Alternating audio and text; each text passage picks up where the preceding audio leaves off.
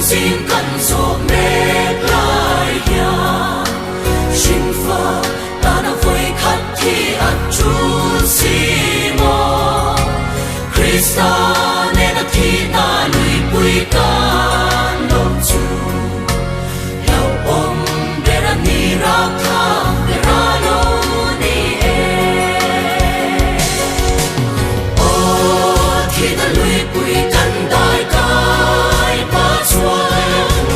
nằm khó hara yan nói khi cần nuôi chi van sang run noa ma căn chuan hun ma chuan thì na tu ra an chia re tiang to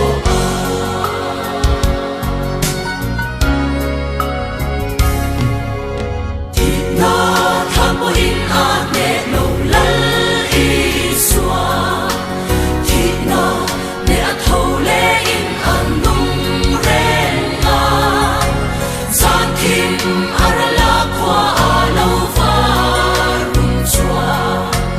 ne tu la le xua zara an vinh don si a ô thì ta lùi bụi căn đại cái ba chuối nằm khó hara yan nói khi cần nuôi chi van sang run noa ma căn chuan hun ma chuan thì na tu ra an chia re tiang to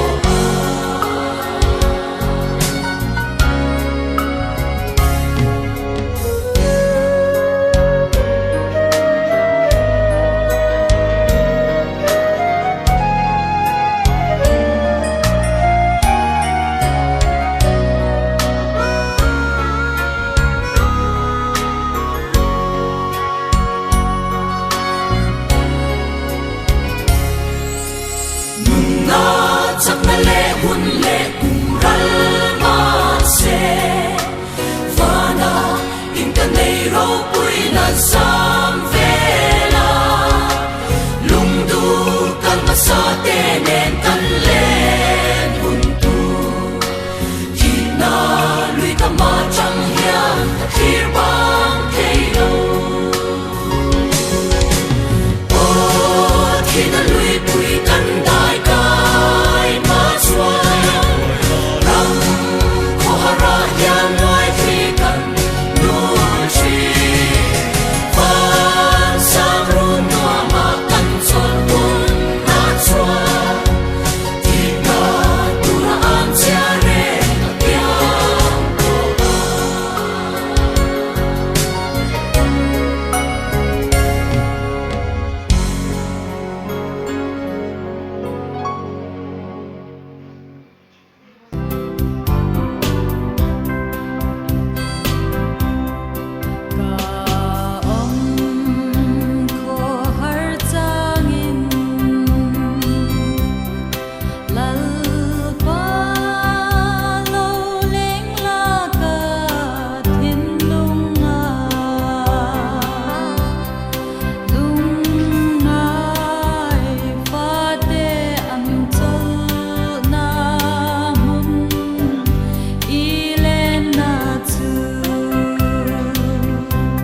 이렇게 딱 살아나가는 거야.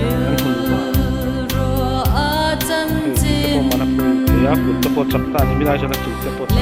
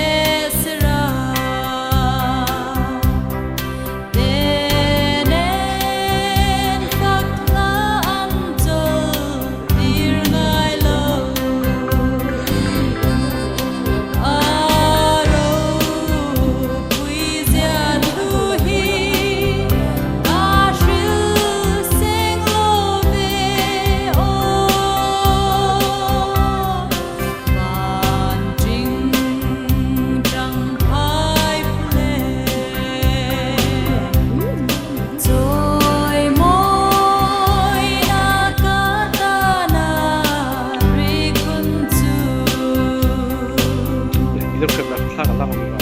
kan hun wa ji te po mana pu ya ku te po chakta ni mina jana chu te po chakta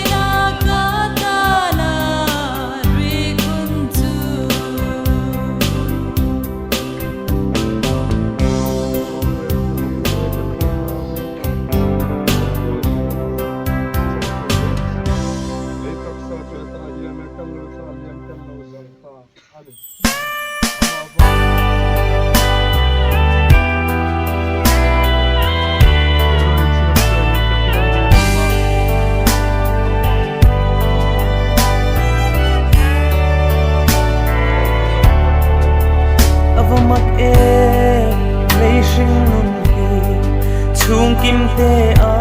le nain mo dan zo lo om lai sang vanga ke fam dai ria chang mai ke shei leng ten kan tia le fam chang mai a kan thal lo zuam lul lo dam lai shin zua tel lova kan hang tu